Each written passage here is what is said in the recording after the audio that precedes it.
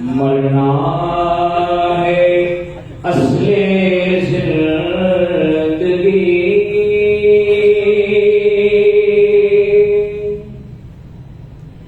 مصطفیٰ کے نام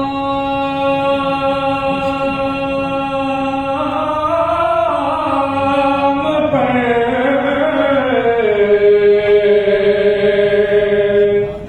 مرنا ہے اصل زندگی، کر گئے ہم کو ہدایت شاہ نورانی میاں، کر گئے ہم کو ہدایت شاہ نورانی میاں، اور ماں کے قدموں اور غازی بابا، غازی بابا کے سائے تلے،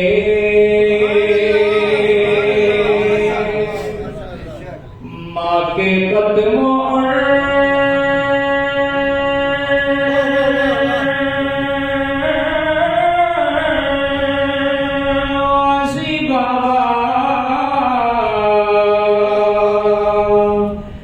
غازی بابا کے سائے تلے اب رہیں گے تا قیامت شاہ نورانی میاں، اب رہیں گے تا قیامت شاہ نورانی میاں،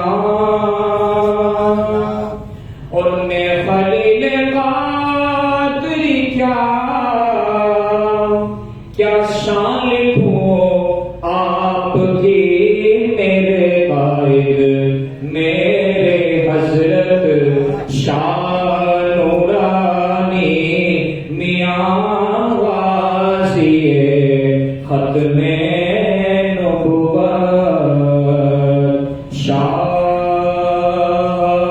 نورانی میاں۔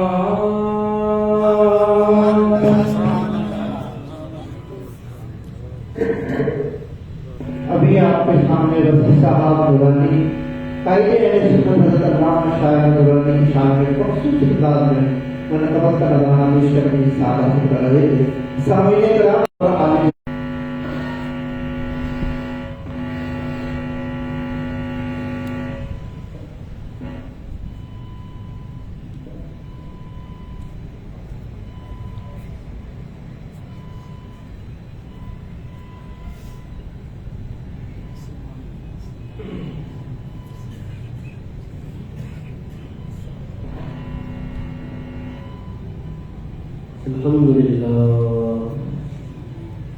الحمد لله رب العالمين والعاقبة للمتقين،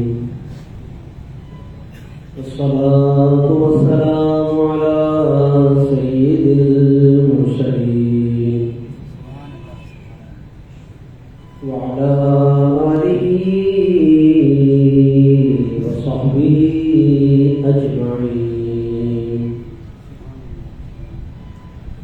أما بعد فأعوذ بالله من الشيطان الرجيم، بسم الله الرحمن الرحيم، ما كان محمد أبا أحد من رجالكم ولكن رسول الله وخاتم النبيين، وكان الله بكل شيء عليما،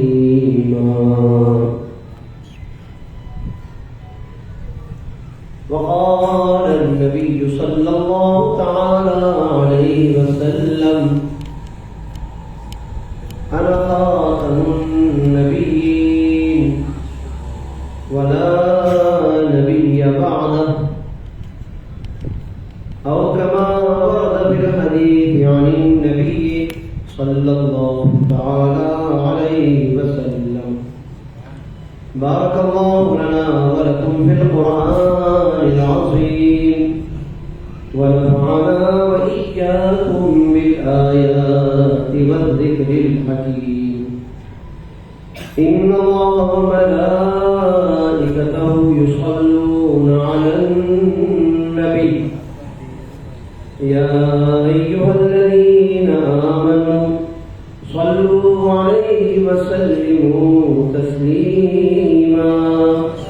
اللهم صل على سيدنا ونبينا ومولانا محمد وبارك وسلم صلاة وسلاما عليك يا سيدي يا سيدي يا رحمة للعالمين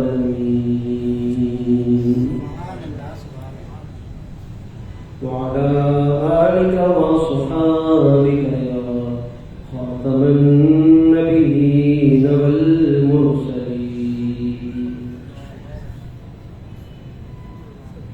حمد و صلاۃ کے بعد معزز و مکرم علماء کرام، مہمان ذی وقار، سامعین محترم، الحمدللہ ہمارا درس حدیث شریف کی اس بابرکت محفل میں شرکت کی جو سعادت حاصل کر رہے ہیں اور 84واں درس حدیث آج منعقد ہو رہا ہے، اور اس کے ساتھ ساتھ آج کا یہ درس ستمبر کے مہینے کی مناسبت سے ختم نبوت، عقیدہ ختم نبوت کے عنوان سے معنون ہے اور کسی عنوان سے سجایا گیا ہے،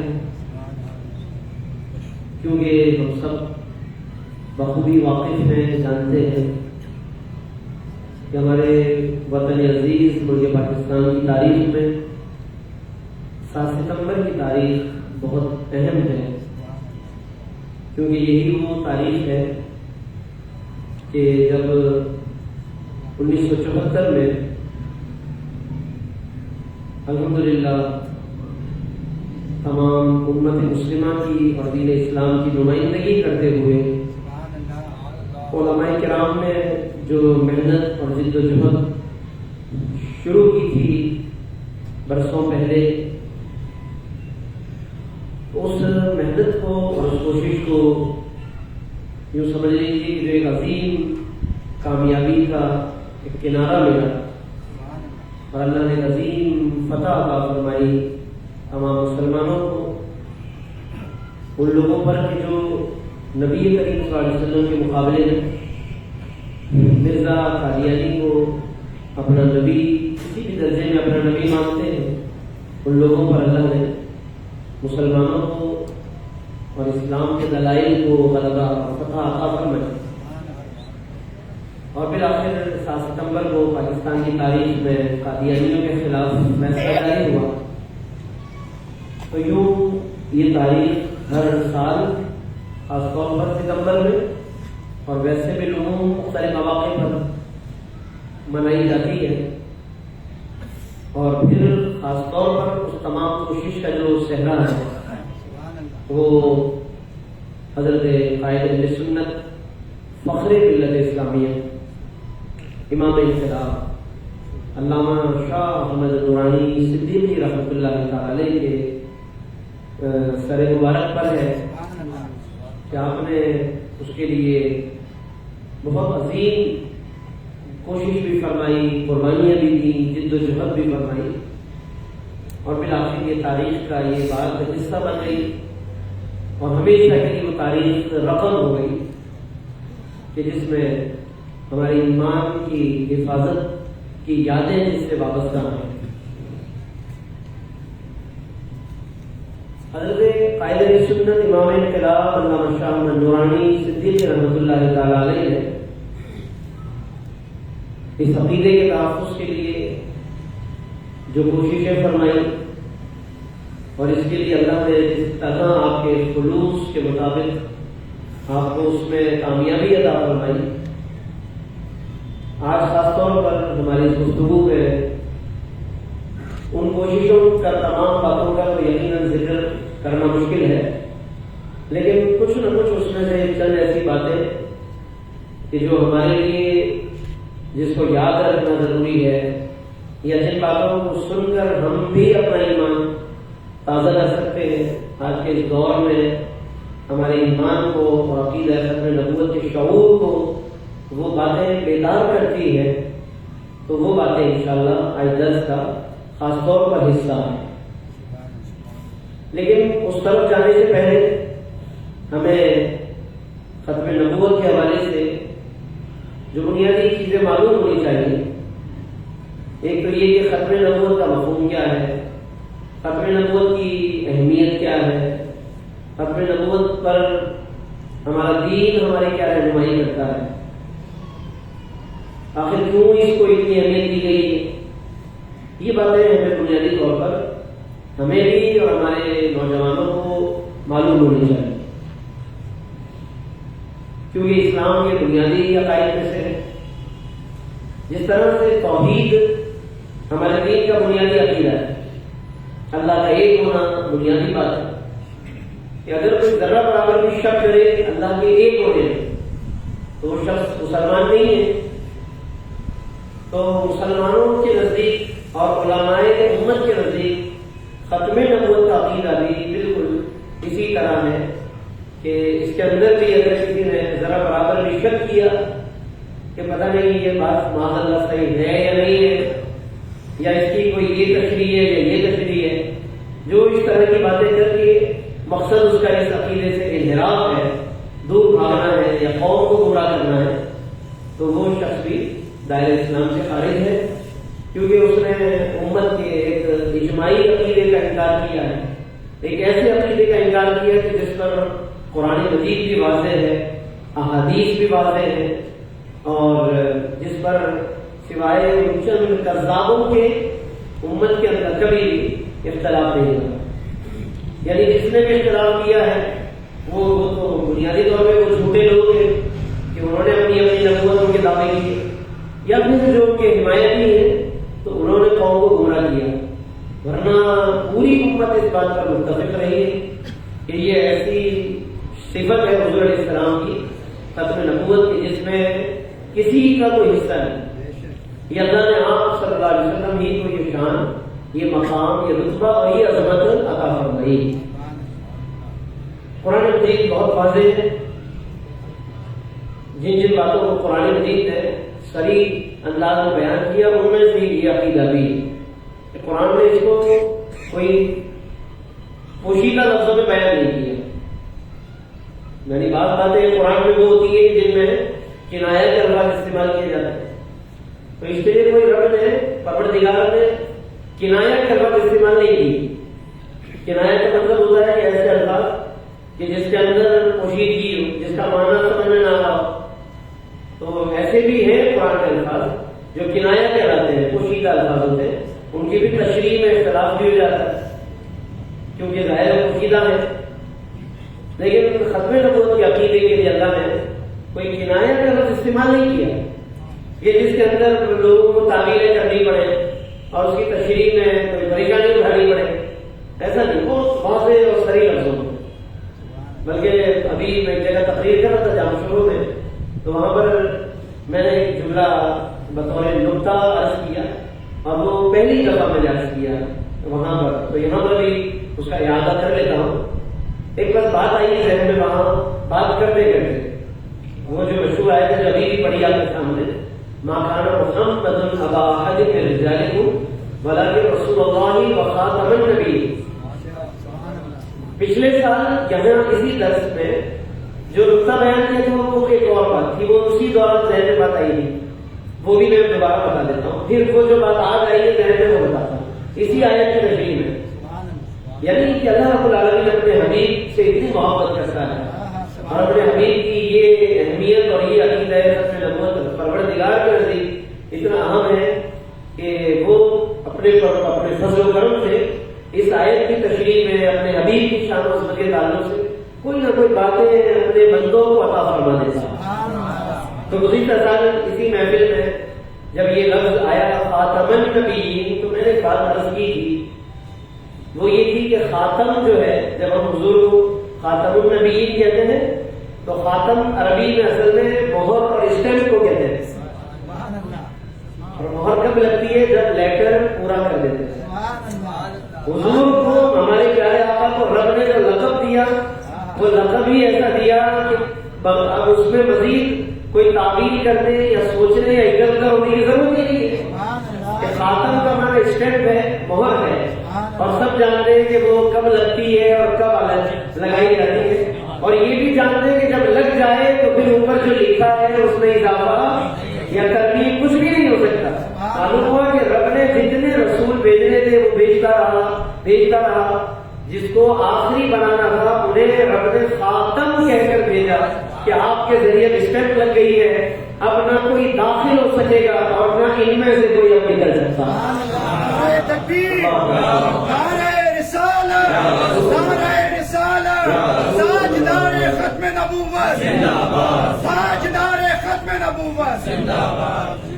یہ تو وہ بات تھی جو گزشتہ سال میں نے یہاں عرض کی تھی، یہ بات کی یاد دہانی کے لیے میں نے دوبارہ دہرائی۔ اب جو میں نے عرض کیا وہاں جامشوروں میں مغرب کے بعد، تو میں اسی آیت پر بات کر رہا تھا۔ میں نے عرض کیا کہ دیکھیے ویسے تو عموماً اللہ رب العالمین اپنے محبوب کا جب قرآن میں ذکر کرتا ہے عام طور پر نام ذکر نہیں فرماتا، جیسے اللہ فرماتا ہے وَرَفَعْنَا لَكَ ذِكْرَكَ، تو نام نہیں لیا، بس اتنا فرمانے آپ کے لیے اپنے آپ کے ذکر کو بلند کر دیا۔ وَمَا أَرْسَلْنَاكَ إِلَّا رَحْمَةً لِّلْعَالَمِينَ، نام نہیں لیا، بس فرما دیا ہم نے آپ کو تمام جہانوں کے لیے رحمت بنا کر بھیجا۔ وَالضُّحَىٰ وَاللَّيْلِ إِذَا سَجَىٰ، اس میں حضور کے چہرے کی طرف اشارہ ہے، وَاللَّيْلِ کے اندر زلفوں کی طرف اشارہ، لیکن نام نہیں حضور کا، ٹھیک ہے۔ لیکن بات جب ختم نبوت کی آئی تو رب نے پھر نام لے کر ختم نبوت بیان کی تاکہ کوئی اس کو کسی اور نبی یا رسول کا کوئی تعبیر بھی نہ کر سکے۔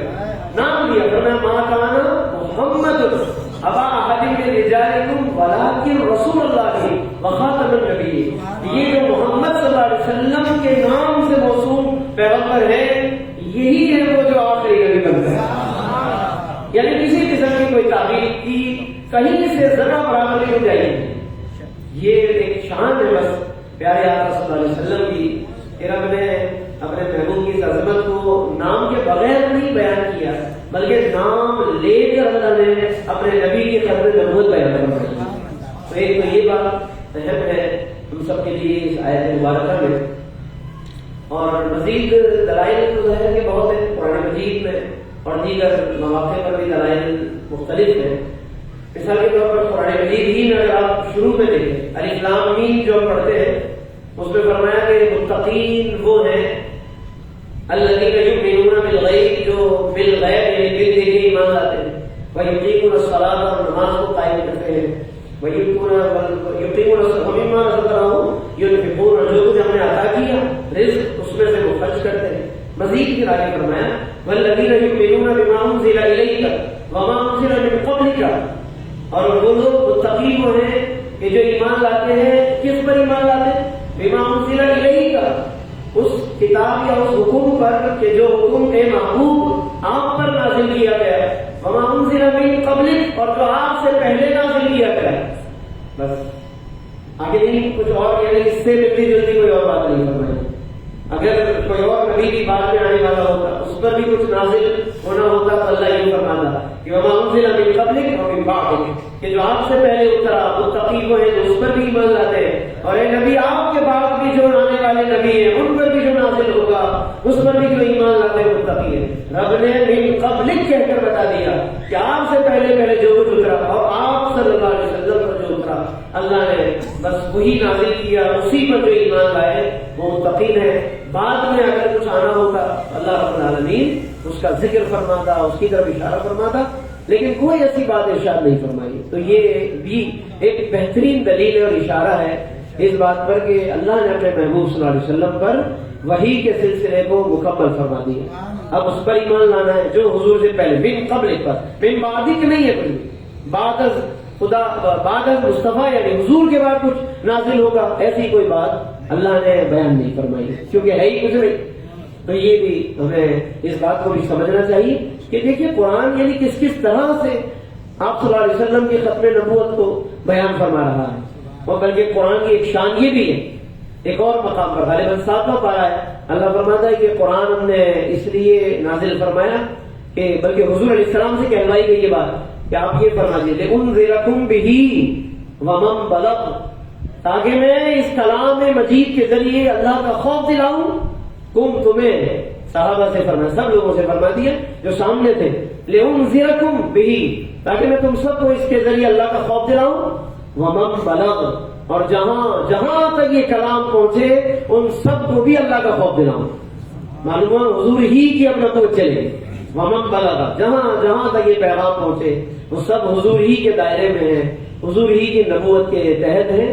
الگ سے کوئی اور نبی اگر آنا ہوتا تو حضور فرماتے کہ بس میں تم لوگوں سے مخاطب ہوں، بعد میں جو آئیں گے ان کے لیے الگ اللہ بھیجنے والا ہے کسی کو، نہ ایسی بھی کوئی بات نہیں ہے. تو یہ واضح ترین دلائل ہے قرآن مجید کے، دلائل اور بھی، لیکن یہ اختصارا میں چند باتیں اس کی. پھر اس کے علاوہ احادیث مبارکہ بھی دیکھ لیجیے آپ، وہ بھی بہت ہے. علماء نے تو ظاہر پوری کتابیں لکھ دی ہیں اور کئی حدیثیں جمع کی ختم نبوت پر. بہت سے علماء نے مختلف کتابیں لکھی ہیں اور الگ الگ کتابوں میں باقاعدہ دلائل کو بھی جمع کیا. کم سے کم یوں سمجھ لیں کہ کئی علماء ایسے بھی ہیں کہ جنہوں نے 40 حدیثیں ختم نبوت پر جمع فرمائی. ایسے بھی کیونکہ 40 حدیثیں جمع کرنے کی ایک فضیلت ہے. حضور علیہ السلام نے فرمایا کہ جس نے میری امت پر 40 حدیثوں کو جمع کیا یا حفظ کیا تو وہ قیامت کے دن علماء یا فقہاء کے زمرے میں اٹھایا جائے گا. تو اس لیے کئی علماء اہتمام کرتے ہیں کہ کسی نہ کسی عنوان پر 40 حدیثیں پورے اہتمام کے ساتھ ہم کو یاد کر کے اور امت تک اس کو پہنچایا جائے اور لوگوں کو عمل کرنے کی ترغیب دلائی جائے. 40 کہتے ہیں اس کو، 40 40 یعنی تو 40 حدیثوں کے عنوان سے. تو کئی علماء نے ختم نبوت پر بھی 40 حدیثوں کا یا اس سے زیادہ احادیث کا اہتمام فرمایا. ہمارے استاد مکرم علامہ غلام رسول سعیدی رحمۃ اللہ علیہ نے تبیان القرآن جب لکھی تو یہی جب آیت آئی ما کان محمد ابا احد من رجالکم، تو اس کے تحت حضرت نے ارادہ تو 40 کا تھا لیکن پھر وہ غالباً 50 یا 53 حدیثیں آپ نے بالکل قوی اور صحیح سند کے ساتھ جمع فرمائی. یعنی وہ سندیں جمع کی جن کی سندوں پر کسی کو کوئی اعتراض نہ ہو سکے. ورنہ اور بھی حدیثیں تو بہت ہیں جن کی سندوں پر بعض اوقات علماء کو کلام ہے. اگر ان سب کو بھی جمع کیا جائے تو بڑی تعداد ہے احادیث مبارکہ. تو اس لیے احادیث مبارکہ بھی ایک بڑی تعداد میں موجود ہے. ان میں سے بہت مشہور معروف حدیثیں بھی ہیں کہ جن کو عام طور پر پڑھا جاتا ہے نبی کریم صلی اللہ علیہ وسلم کی ختم نبوت کے حوالے. ان تمام حدیثوں کی تفصیل میں اس وقت نہیں چاہتا کہ عام طور پر وہ حدیثیں ہم سنتے رہتے ہیں. مثال کے طور پر یہ حدیث کے حضور نے فرمایا کہ میں تمام نبیوں میں سب سے آخری ہوں، انا خاتم النبیین ولا نبی بعدی، میرے بعد کوئی نبی نہیں ہے. یا یہ حدیث کہ اگر میرے بعد کوئی نبی ہوتا تو عمر فاروق ہوتے، عمر بن خطاب نبی ہوتے، یعنی جب وہ بھی نبی نہیں ہوئے تو کوئی اور نبی کیسے ہو سکتا ہے. یہ بڑی مشہور حدیث ہے. لیکن میں آپ کو ایک اور تصور بتاتا ہوں ختم نبوت کو حدیث کی روشنی میں سمجھنے کا، اور وہ بھی ایک نقطہ ہے، اور وہ یہ ہے کہ جتنے بڑے بڑے اہم مواقع ہیں ہمارے دین میں، جن بڑے بڑے مواقع کا ذکر آتا ہے تو حیرت انگیز بات یہ ہے کہ ان بڑے بڑے مواقع پر اللہ نے ختم نبوت کا ذکر شامل فرما دیا. مثلا 3 بڑے مواقع ہیں، میں آپ کے سامنے 3 بڑے مواقع کا ذکر کر دیتا ہوں.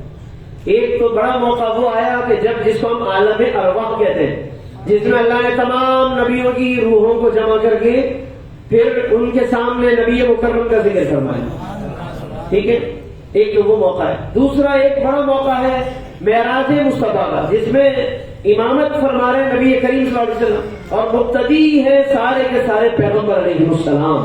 سارے نبیوں کو اللہ نے وہاں مقتدی بنایا اور حضور علیہ السلام کو امام الانبیاء بنا دی. یہ 2 موقع ہو گئے. اور تیسرا جو سب سے بڑا موقع آئے گا وہ آنے والا ہے، وہ بھی آیا نہیں، اور وہ میدان محشر ہے. یہ 3 بڑے موقع ہیں. اب یہ دیکھیں تینوں میں ختم نبوت کا تصور اور عقیدہ موجود ہے. مثال کے طور پر آپ کی میرے عالم ارواح کو لیں تو اس کے اندر قرآن مجید میں جو مشہور آیت ہے عالم ارواح کے حوالے سے اکثر میلاد النبی کے مواقع پر پڑھی جاتی وہ آیت. میں مختصر میں اس کو عرض کر دیتا ہوں. سورہ آل عمران کی آیت نمبر 81. اللہ نے عہد میثاق کا ذکر فرمایا. تمام نبیوں سے اللہ نے فرمایا کہ جب میں تمہیں نبوت عطا کروں, لما آتیتکم من کتاب و حکمت, کتاب اور حکمت یعنی نبوت عطا کروں, ثم جاءکم رسول, پھر تمہارے پاس ایک رسول آ جائے, مصدق لما معکم, کہ جو تمہارے پاس جو کچھ ہے اس کی تصدیق کرنے والا ہو. دیکھیں تم سب کے پاس پھر ایک رسول آ جائے, یعنی حالانکہ یہ سب رسول بن کر دنیا میں جانے والے ہیں, مگر فرمایا کہ جب میں تمہیں کتاب و نبوت دے چکوں پھر تمہارے پاس ایک رسول آ جائے. یہ حضور کی آخری ہونے کی طرف اشارہ ہے کہ وہ آخری آنے والا تم سب کا تصدیق کرنے والا بن کر آئے گا. کیونکہ تصدیق جب ہو جاتی ہے تو اٹیسٹ ہو جاتا ہے, جب اٹیسٹیشن ہو گئی تو پھر وہ بالکل فائنل ہو جاتا ہے معاملہ. تو اس لیے فرما دیا کہ مصدق لما معکم, جو تصدیق کرنے والا ہوگا. تو تمہیں سب نے کیا کرنا ہے, فرمایا لتؤمنن بہ, تم سب نے بھی اس پر ایمان لانا ہے. یہ ختم نبوت کی طرف اشارہ ہے. وَلَتَنْصُرُنَّهُ, پر اس کی مشن کی مدد بھی کرنی. پھر دیکھیے عہد و پیمان کا انداز دیکھیے آپ. قال اقررتم واخذتم على ذلكم اسری, کہ کیا تم سب اقرار کرتے ہو اور میرے وعدہ اٹھاتے ہو.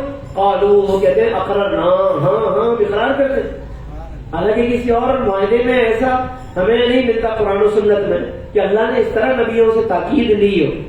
یہ حضور علیہ السلام کے ذکر پر, اور وہ بھی انداز ذکر کا ختم نبوت کا ہے.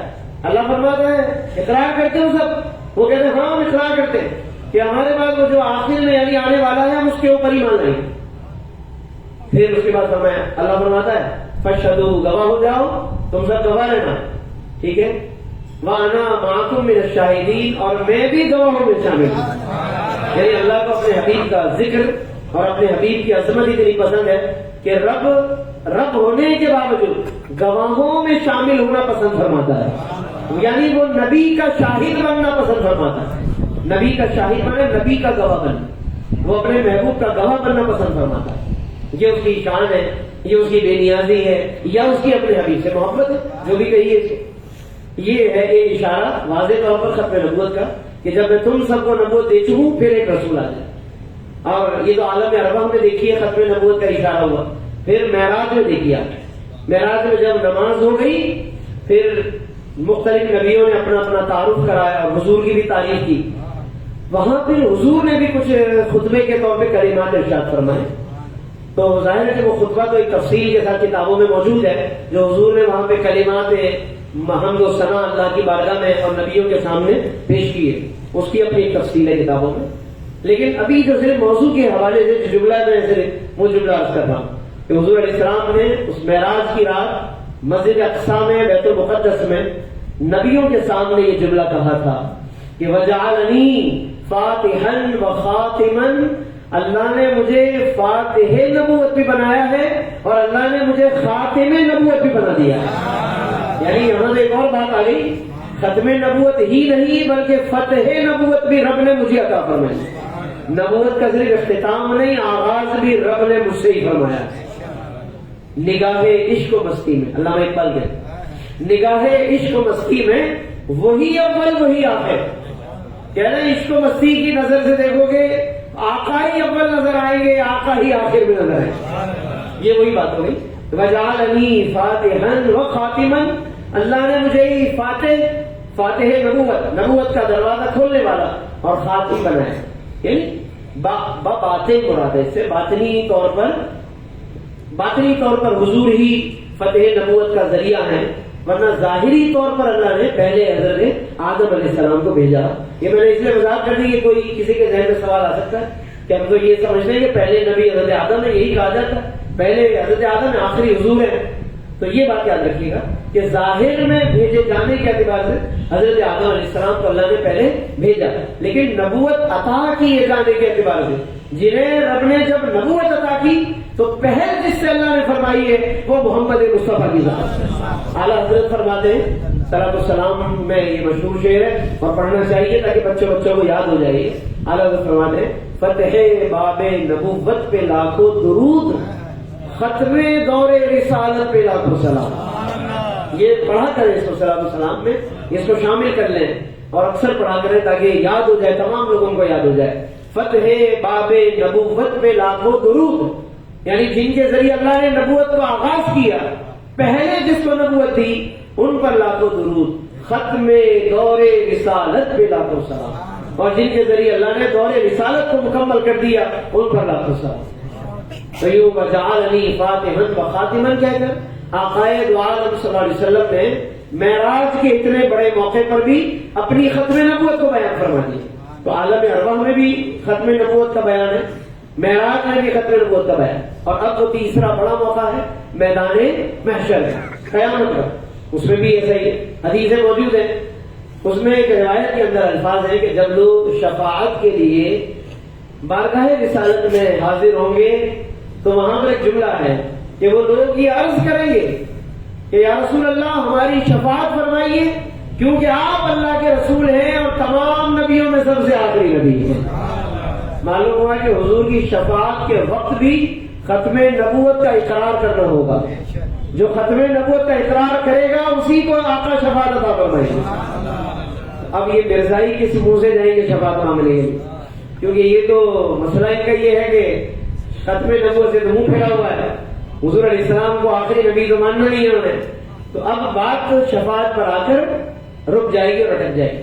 اور یہی حدیث میں ایک جگہ حضور علیہ السلام کی ذات پاک اور شخصیت کے حوالے سے بتایا گیا ہے کہ مشکاۃ شریف کے اندر یہ حدیث موجود ہے، ارشاد فرمایا وَمُحَمَّدٌ فَرْقٌ بَيْنَ النَّاسِ، کہ سیدنا محمد صلی اللہ علیہ وسلم وہ لوگوں کے درمیان وجہ فرق ہے، حضور ہی وجہ فرق اور وجہ پہچان ہے۔ اگر کسی کو پہچاننا ہو تو نبی کی شخصیت پر آ کر پرکھ لو، حضور کی ذات پر آ کر پتہ چل جائے گا۔ جیسے حضرت خالد بن ولید کی قیادت میں حضرت صدیق اکبر نے جو لشکر روانہ کیا مسیلمہ کذاب کے خلاف، تو مسیلمہ کذاب اور اس کے جو پیروکار تھے انہیں اللہ سے اور اللہ کی توحید سے تو کوئی اختلاف نہیں تھا، انہیں حضور کے نبی ہونے سے بھی کوئی مسئلہ نہیں تھا، انہیں قرآن سے بھی کوئی مسئلہ نہیں تھا، اسی لیے وہ اللہ کی کبریائی کے نعرے لگاتے تھے، ادھر سے مسلمان بھی لگاتے تھے۔ لیکن پہچان کیسے ہوگی کہ کون لشکر مسلمان ہے، کون سا لشکر مسلمہ کذاب کا ہے؟ اللہ اکبر کے نعرے دونوں لگا رہے ہیں، کیونکہ انہیں بھی اللہ اکبر سے کوئی اختلاف نہیں۔ مسلمہ کذاب کے لشکر کو اللہ اکبر کہنے سے کوئی جھگڑا نہیں تھا، اختلاف تو حضور کے بارے میں تھا کہ حضور آخری نبی ہے یا میں آخری نبی ہوں، یعنی مسلمہ کذاب، مسئلہ تو یہ تھا۔ تو جب دونوں لشکر اللہ اکبر اللہ اکبر اللہ اکبر، اب یہ نعرے ادھر سے بھی لگ رہے ادھر سے بھی لگ رہے، اب پہچان کیسے کہ حضرت صدیق اکبر والے کون ہیں اور مسلمہ کذاب والے کون ہیں؟ جی کذاب والے اور صدیق والے، کذاب والے جھوٹا، صدیق والے سچا، ادھر کذاب والے ادھر صدیق والے تھے، پہچان کیسے ہوگی؟ تو وہاں پر علماء نے مورخین ایک جملہ لکھا ہے کہ اس وقت مسلمانوں نے ایک نعرہ لگایا فنادا یا محمد یا محمد، اور وہ ایک لفظ ہے وہاں پر کہ وہی نعرہ مسلمانوں کی پہچان تھا، یعنی یا محمد کے نعرے سے مسلمان پہچانے جا رہے تھے۔ وَكَانَ سِيمَاهُمْ يَوْمَئِذٍ يَا مُحَمَّدَا، ابن کثیر میں بدایہ والنہایہ میں حافظ ابن کثیر نے لکھا کہ اس دن مسلمانوں کی پہچان یا محمد کا نعرہ تھا۔ تو معلوم ہوا کہ یا محمد جو کہا جاتا ہے یہ خدا تعالیٰ سے کوئی شرک کی پہچان نہیں ہے، یہ اسلام کی پہچان ہے، یہ توحید والا، صحیح معنی میں توحید والا ہونے کی پہچان ہے، کہ اس کے ذریعے پہچانا جاتا ہے کہ باقاعدہ اس توحید کو کون مانتا ہے کہ جس توحید میں تعظیم مصطفیٰ بھی موجود ہو۔ اصل توحید وہی ہے کہ جس کے اندر تعظیم مصطفیٰ جڑی ہوئی۔ صحابہ تو ایسی ہی توحید کے قائل تھے، ہاں وہ ایسی توحید کے قائل نہیں تھے کہ جس میں توحید تو ہو لیکن تعظیم نہ ہو سرکار، نہیں، وہ توحید آگے آگے تھوڑا آگے تشریف لے آئیے تاکہ پیچھے آنے والوں کو پریشانی نہ ہو، اور درود شریف بھی پڑھ لیجیے، اللہم صلی علی سیدنا و نبینا مولانا محمد مبارک وسلم، صلاۃ و سلام علیک یا سیدی یا حبیبی یا رحمت للعالمین۔ میں ایک مثال دیتا ہوں صحابہ کرام کی توحید کے حوالے سے، کہ میں جو بات عرض کر رہا ہوں کہ وہ اس توحید کے قائل تھے کہ جس میں اللہ کی توحید بھی ہو اور تعظیم مصطفیٰ بھی ہو، اور اس میں کوئی دونوں کو جمع کرنے میں کوئی حرج نہیں ہے، کوئی شرک نہیں۔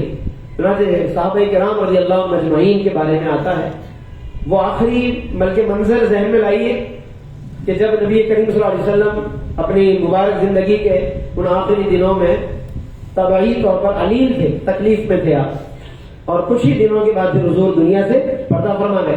تو ان چند دنوں میں حضور نے اپنے مصلح پر امامت کے لیے حضرت ابو بکر رضی اللہ عنہ کو مقرر کیا.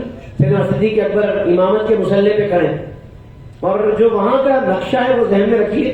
جو لوگ جا چکے ہیں خاص طور پر ان کے لیے آسانی ہے، تو نہیں گئے اللہ سب کو حاضری عطا فرمائے. یہ مبارک دن اور یہ مبارک موقع پر آگے آنے والا دن 7 ستمبر، اللہ اس کی برکت سے ہمیں بھی خاتم النبیین کے قدموں میں حاضری عطا فرمائے.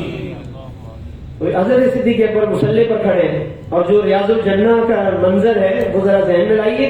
تو آپ اچھی طرح جانتے ہیں کہ جب ریاض الجنہ میں کھڑے ہوتے ہیں محراب کی جانب، تو سیدھی طرف ممبر مبارک ہے، اور بائیں طرف حضور کا روضہ انور ہے، وہ جالی ہے کہ جو سرحانہ ہے حضور علیہ السلام کا، سر اقدس ہے، اور آگے کی طرف جالیاں ہیں.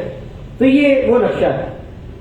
یہ جو اب اس وقت وہاں الٹی جانب جالیاں ہیں جو بالکل بند ہے، پیک ہیں. یہاں پر پہلے اس زمانے میں دروازہ ہوتا تھا اور پردہ ڈالا ہوتا تھا، یہیں سے حضور تشریف لایا کرتے تھے.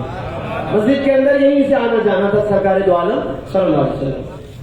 اب حضرت صدیق اکبر امامت فرما رہے ہیں مصلح پر، اور سرکار دو عالم صلی اللہ علیہ وسلم نے ایک دن انہی دنوں میں سے ایک دن طبیعت میں کچھ بہتری محسوس فرمائی. یہ صحیح بخاری کے حدیث ہے. طبیعت میں کچھ افاقہ محسوس فرمایا. حضور علیہ السلام اپنے قدموں کو زمین کے ساتھ لگاتے ہوئے، کہ بہت زیادہ بھی ایسی کوئی ہمت نہیں تھی اس وقت کہ قدموں کو آپ اٹھا دیں، تو لہذا قدم شریف کو زمین ہی پر رکھتے ہوئے آہستہ آہستہ اٹھاتے ہوئے اور قدموں کو کھینچتے ہوئے حضور چلتے ہوئے آ رہے تھے. اب جب اس طرح کوئی چلتا ہے تو اس کے ایک آواز پیدا ہوتی ہے نالین کی اور پاؤں کی. جب اس طرح چلتے ہیں پاؤں سے زمین پر پاؤں کو کھینچتے ہوئے. تمہارا حضور علیہ السلام اس چارپائی پر یا جس پر بھی تشریف فرما تھے وہاں سے کچھ ہمت فرما کر اٹھے، پھر وہاں سے دروازے تک تشریف لائے، اور دروازے پر آ کر ٹھہر کر پردہ اٹھا کر اپنے غلاموں کا منظر دیکھ رہے ہیں. یہ بس سرکار اس طرح غالباً اس دن یہ دیکھنے کی خواہش فرما رہے ہیں. تھوڑا آگے آگے تشریف لے آئی اور درود شریف پڑھ لیجیے. اللہم صلی علی سیدنا نبینا مولانا محمد وبارک وسلم.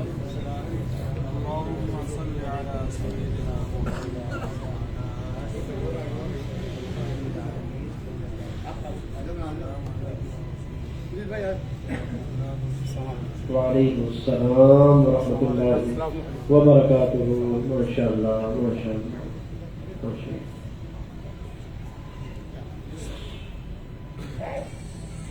درود شریف پڑھیے. اللہم صلی علی سیدنا نبینا مولانا محمد وبارک وسلم. صلاۃ و سلام علیک یا سیدی یا رسول. حضرت صدیق اکبر امامت فرما رہے تھے. آقا تشریف لائے دروازے تک. اب صحابہ کی کیفیت بدل گئی. انہوں نے دوران نماز ہی وہ قدموں کی آہٹ سن لی، اور یہیں سے اندر بے قراری کے بہت دنوں سے حضور کا دیدار نہیں کیا، سرکار کا چہرہ ہی نہیں دیکھا، کیونکہ باہر حضور تشریف نہیں لا رہے تھے. اب اس بے قراری کے عالم میں اچھا نماز کے اندر ہے تو شاید یہ سوچنے لگے کہ اگر اسی دوران حضور چلے گئے اندر تو یہ پھر موقع ہاتھ سے جائے گا. تو حدیث میں آتا ہے کہ دوران نماز اپنے چہروں کو پھیر کر صحابہ سرکار کا چہرہ دیکھنے لگا. یہ صحیح بخاری کے حدیث ہے. دوران نماز یہ منظر ذرا دیکھیے. توحید اور تعظیم مصطفیٰ کا اجتماع ہے. توحید یوں ہے کہ نماز کعبے کی طرف ہو رہی، یہ توحید ہے، اور چہرہ اور سینہ اور نیت ساری کعبے کی طرف ہے، یہ توحید ہے. یہ نماز اللہ ہی کے لیے. ان صلاتی و نسکی، میری نماز میری قربانی سب کا سب اللہ کے لیے، یہ توحید ہے. اور دل میں جو اندر بے قراری زیارت مصطفیٰ کی ہے، جس نے بے قرار کیا تو چہرہ ادھر کر لیا، یہ تعظیم مصطفیٰ ہے. اب بظاہر اگر وہ والی بات مان لی جائے کہ تعظیم کرنے سے توحید چلی جاتی ہے دوران نماز یا دوران توحید، تو ایسی توحید بیکار ہو جاتی ہے اور ایمان معاذ اللہ چلا جاتا ہے. تو پھر تو ہونا یہ چاہیے تھا کہ ان سب کی نماز ٹوٹ جاتی، صحابہ کرام کی، اور حضور فرماتے کہ اپنی نمازیں دوبارہ پڑھو. لیکن نہیں، حدیث میں آتا ہے کہ حضور علیہ السلام کے چہرے کو نہ صرف یہ کہ دیکھا بلکہ بہت اچھی طرح دیکھا. یہاں تک صحابہ کہتے ہیں کہ کان نما ورقۃ مصحف، ایسا لگ رہا تھا جیسے قرآن کا کھلا ہوا ورق ہو. آقا کا چہرہ ایسا چمک رہا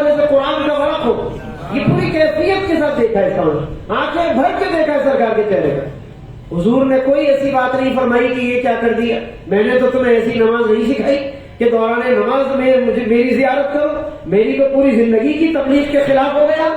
حضور نے ایسی کوئی بات نہیں فرمائی, بلکہ سرکار نے بس ایک جملہ فرمایا, پھر تشریف لے گئے اندر.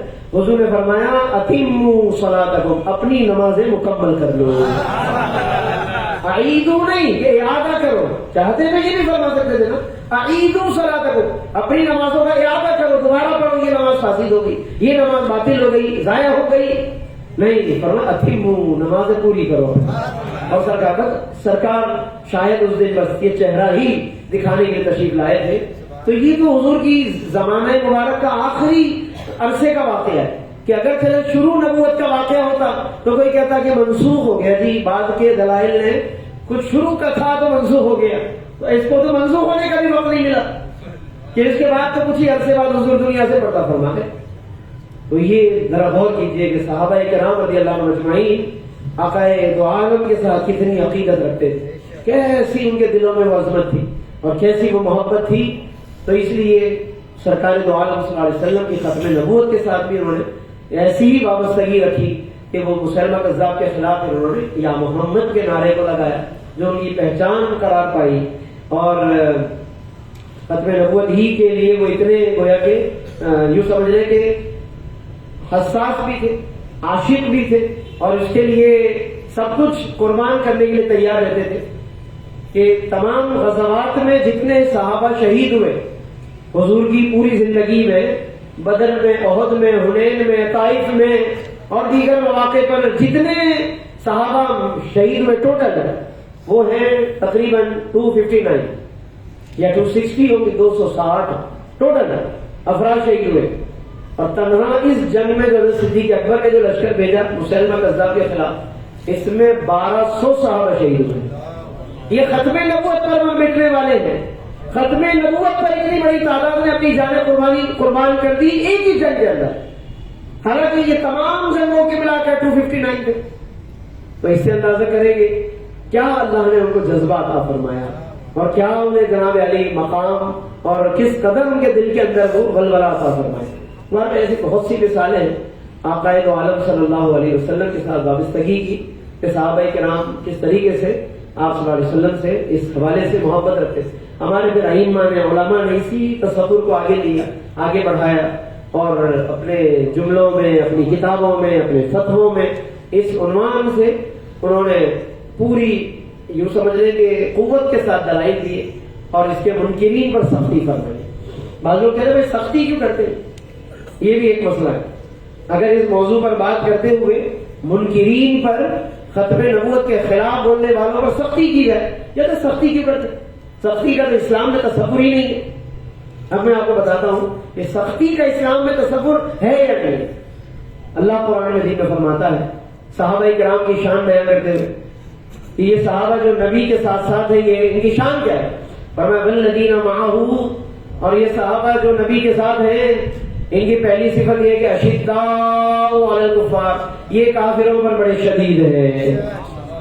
تو اگر مہربانیوں کی باتیں کرنی ہے تو قرآن اس آیت کا آغاز مہربانی سے ہونا چاہیے تھا, مگر پہلی جو صفت ان کی بتائی معاہو کے بعد, کیونکہ معاہو کو بھی پہلی صفت شمار کیا جاتا ہے جو ساتھ ساتھ ہے, ساتھ ہونا بھی ایک صفت ہے نا, تو چلے وہ تو ہے, لیکن اس کے بعد جو بالکل اس کے بعد پہلے نمبر پر ہے وہ اشداء علی الکفار, رحماء بینہم بعد میں, رحم دلی اس کے بعد ذکر فرمائی, ان کی نرمی, ان کی رحم دلی وہ رب نے بعد میں بتائی. یہ ایک آیت ہو گئی. ایک اور ہے قرآن میں ارشاد فرمایا کہ قاتل الذین یلونکم من الکفار, یہ جو تمہارے قرب و جوار میں ہیں کفار میں سے, یا قرب و جوار کے بہت سے مطلب ہو سکتے ہیں, رشتے داری کے اعتبار سے یا کسی بھی حوالے سے, آس پڑوس کے اعتبار سے, پڑوسی ملک کے اعتبار سے, جو کافر ملے ہوئے تم سے قریب ہونے کے ناطے فرمایا کہ ان سے مقابلہ کرتے رہو. ہاں, ان سے کسی قسم کا یہ اطمینان مت رکھنا کہ یہ اب تمہارے لیے دل سے وفادار ہیں, یہ تمہارے امن و ترقی کے خواہش مند ہیں, ایسا کچھ نہیں ہے. ان سے ہمیشہ مقابلہ کرو. اگلا جملہ بڑا اور ذرا اہم ہے. اللہ فرماتا ہے اسی آیت میں 11واں پارہ ہے یہ, فرمایا وَلْيَجِدُوا فِيكُمْ غِلْظَةً, اور یہ کفار تمہارے اندر سختی محسوس کریں. یہ آرڈر ہے. وَلْيَزِدُوا، اور چاہیے کہ یہ کافر پائیں سختی تمہارے اندر، محسوس کریں تمہارے لہجے میں سختی. یہ رعب ہے. یہ مسلمانوں کا وہ رعب ہے کہ جو ایک زمانہ تھا کہ جب مسلمان حکمران بات کرتے تھے، بولتے تھے تو ان کے مطلب وہ لہجے سے وہ رعب نظر آتا تھا، اور وہ جلال کی وہ کیفیت ہوتی تھی کہ جس کی وجہ سے پھر اسلام کا وہ امیج اور وہ جو صحیح ایک تصور ہے اسلام کا وہ نظر آتا ہے. اس رعب اور اس شدت کا مطلب ایسا نہیں کہ ان کے ساتھ کسی قسم کی نرمی نہیں کرنی، نہیں، نرمی کے الگ مواقع ہوتے ہیں، لیکن یہ جو موقع ہے وہ الگ ہے. یہ ان کی شرارتوں کو روکنے کے لیے، جب وہ شرارت پر آمادہ ہوں، شرپسندی پر اترے ہوئے ہوں، تو پھر وہاں مہربانی کی باتیں نہیں ہوں گی، پھر مہربانی کی باتیں نہیں. کیونکہ عام طور پر یہ حکمران پارٹیاں مہربانی کے بڑے لیکچر دیتے ہیں، یہ مہربانی کے درس دیتے ہیں، کہتے ہیں برداشت نہیں ہے مسلمانوں میں، برداشت ہی نہیں کرتے، فوراً روڈوں پہ آ جاتے، یہ ہے وہ ہے فلانا ہے، تو برداشت کے بڑے لیکچر دیتے. تو کسی نے بڑا اچھا جملہ کہا کہ بھائی طبیعت کے خلاف جو بات ہو جائے اس پہ چپ رہنا برداشت ہے، جو طبیعت کے خلاف بات ہو اس پہ خاموشی برداشت ہے، لیکن جب شریعت کے خلاف ہو تو اس پر خاموشی بے غیرتی کہلاتی ہے. اس کو برداشت کا نام دینا یہ تمہاری لغت میں ہوگا. شریعت کے خلاف ہے اور آپ برداشت کا لیکچر دے رہے. لہذا شریعت اور طبیعت میں فرق کیجیے. آپ برداشت کے اپنے مواقع ہیں، وہ بھی صحابہ نے خوب اس کی مثالیں قائم فرمائی، اللہ کے نبی نے بڑی مثالیں قائم فرمائی. تو اس لیے بہرحال میں عرض یہ کر رہا تھا کہ صحابہ رضی اللہ عنہ اجمعین ان کا ایک مقام تھا، وہ رعب کے مقام کو بھی جانتے تھے کہ وہ کیا مقام ہے، وہ کیا مواقع ہے، شرپسندی کو کس طرح روکنا ہے. تو یہ تمام باتیں ہیں. توحید اور تعظیم کا اجتماع کس طرح سے ہے، کس طرح انہوں نے بڑھ چڑھ کر اس میں حصہ لیا. کیونکہ آج کے ہمارے اس ٹاپک میں شروع میں جیسے میں نے چند باتیں عرض کی ہیں حضرت قائد اہل سنت علامہ شاہ احمد نورانی کے حوالے سے، کیونکہ آج کی ہماری یہ محفل 7 ستمبر کی یاد میں ہے. ٹھیک ہے، آج 2 ستمبر ہے اور 7 ستمبر قریب آ رہی ہے. پاکستان کی تاریخ میں بڑی اہم تاریخ جو ہر مسلمان کو بچے کو یاد ہونی چاہیے اور ہمیں ہی یاد رکھنی پڑے گی، کیونکہ میڈیا نے تو بتانی نہیں ہے، میڈیا نے تو چھپانا ہے، اس نے تو اپنی ذمہ داری پوری کرنی ہے. میڈیا نے یہ بتانا ہے کہ 6 ستمبر یوم دفاع پاکستان ہے، چھٹی بھی ہونی ہے. اسکول والوں نے بھی یہ بتانا ہے کہ 6 ستمبر کی یوم دفاع پاکستان. بس اس کے بعد 7 ستمبر پہ اس نے اپنی وہی پرانی روایتی خاموشی اختیار کرنی ہے. تو یہ جو انہوں نے کرنا ہے، یہ جو وہ کر رہے ہیں، تو جب وہ اپنا کام کر رہے ہیں تو پھر ہم اپنا کام کیوں نہ کریں؟ وہ اپنی ذمہ داری پوری کر رہے ہیں ہمیشہ پابندی سے، مجرمانہ خاموشی ان کی ذمہ داری. ہم اپنی ذمہ داری پوری کریں کہ ہم پھر بابانگے دہل، بھائی تھوڑا آگے چلے جائیے، بابانگے دہل ہم ختم نبوت مصطفیٰ کو اور اس تاریخ کو بیان کریں 7 ستمبر کو. اور اس میں جو ہمارے علماء نے بالخصوص علامہ شاہ احمد نورانی صدیقی حضرت صدیق اکبر کی اولاد میں سے ہے، جس طرح حضرت صدیق اکبر نے وہ کارنامہ انجام دیا، علامہ نورانی والد کی طرف سے بھی صدیقی ہے، والدہ کی طرف سے بھی صدیقی ہے. تو اللہ اکبر، وہ فیضان صدیق اکبر کا وہ منظر قومی اسمبلی میں 7 ستمبر 1974 کو نظر آیا اور تاریخ کے صفحات پر ہمیشہ کے لیے رقم ہو گیا. اور ایسا رقم ہوا کہ اس کے اندر بہت سی باتیں ہیں کہ اس وقت کی باتیں بھی اور اس کے بعد کی باتیں.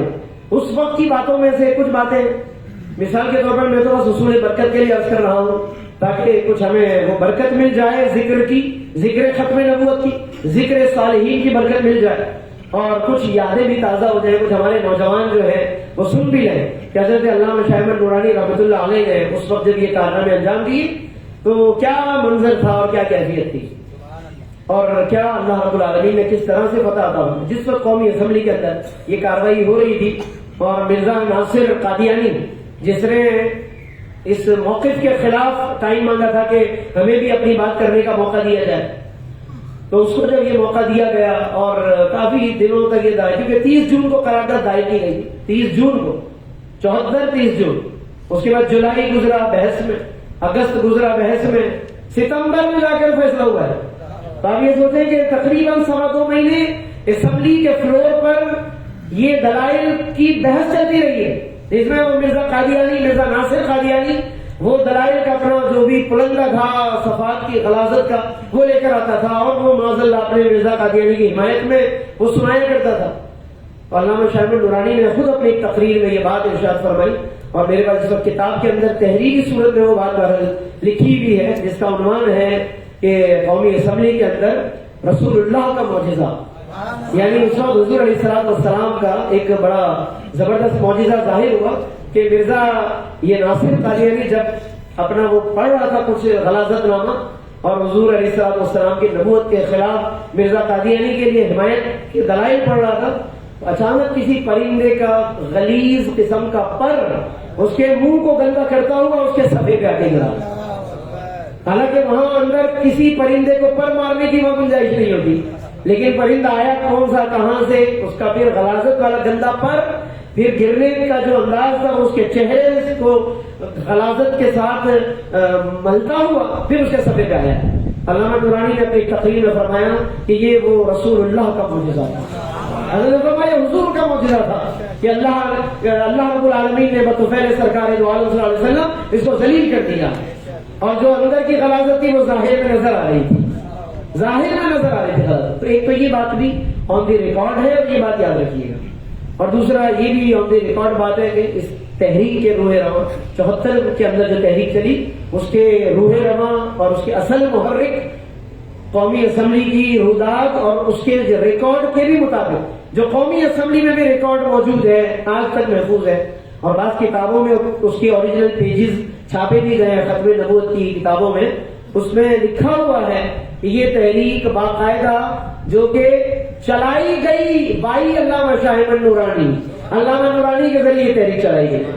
تو یہ میں اس لیے ریکارڈ کی بات عرض کر رہا ہوں کہ بہت مرتبہ تاریخ کو بدلنے کی کوشش کی جاتی ہے اور علامہ نورانی رحمۃ اللہ علیہ کا نام لیے بغیر ختم نبوت کی بات کی جاتی ہے، یا بعض دیگر مکاتب فکر کے لوگ ظاہر ہے کہ سب چاہتے ہیں کہ ہمارے عالم کا نام آ جائے، یہ آ جائے، وہ آ جائے، تو چلے وہ چاہت اپنی جگہ ہے، لیکن جو حقیقت ہے وہ اپنی جگہ پر ہے، جو ریکارڈ کی باتیں ہیں وہ اسی طرح سے ہے۔ تو یہ ایک اہم بات ہے۔